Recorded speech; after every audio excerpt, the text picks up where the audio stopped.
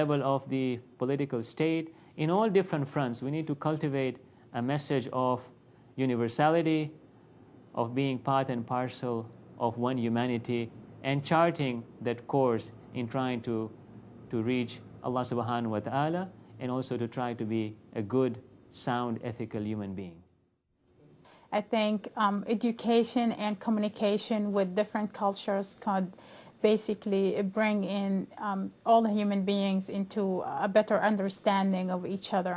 And as long as we are taking a stand that this is not right, or we standing that this is oppressive religion, or this is controlling religion, or this is a Western culture that we don't want to be exposed to, this is and this is and this, and start to put all these barriers, we will never have communication. And I think through communication and a better education to our public, and within the Muslim countries, within the Western countries, we can approach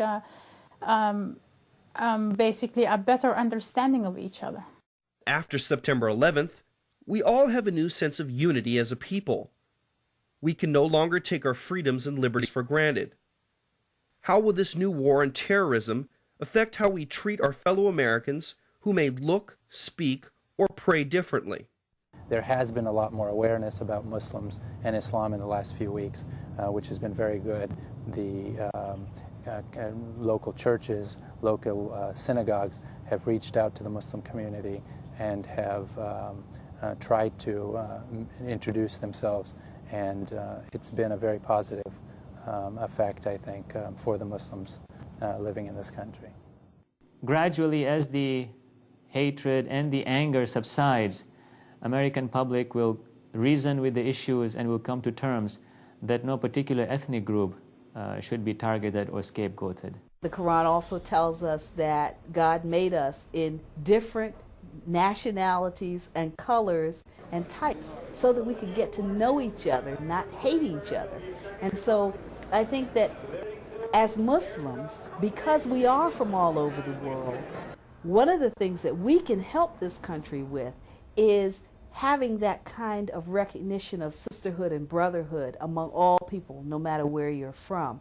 And because we have that, someone said one day that the pilgrimage to Mecca, the Hajj, once a year is the biggest convention that happens in the world, the biggest annual convention. 2 million people in one place at one time, all with that single thought of one thing that they have to do. And so I think that that kind of focus that we have, in spite of our diversity, and maybe because of our diversity, is one of the things that we can bring to this country to help this country get over this basically immature fixation on people's differences. To me, being an American is not an object, but a person. And I was born here, and I live here. I've lived here for 16 years.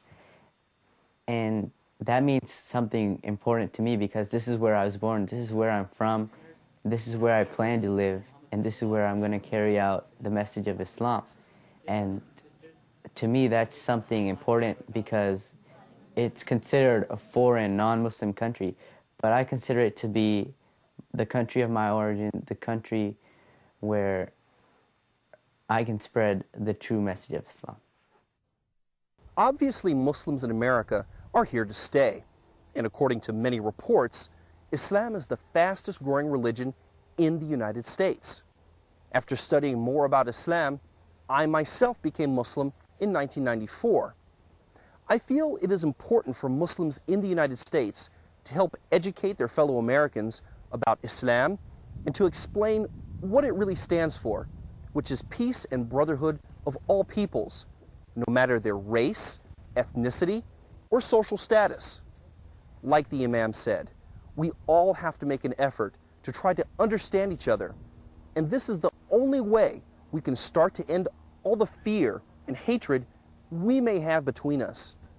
I hope this program was a start in the process of understanding between Islam and the West.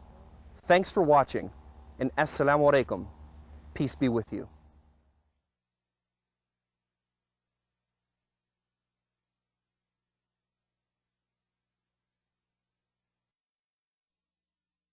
you.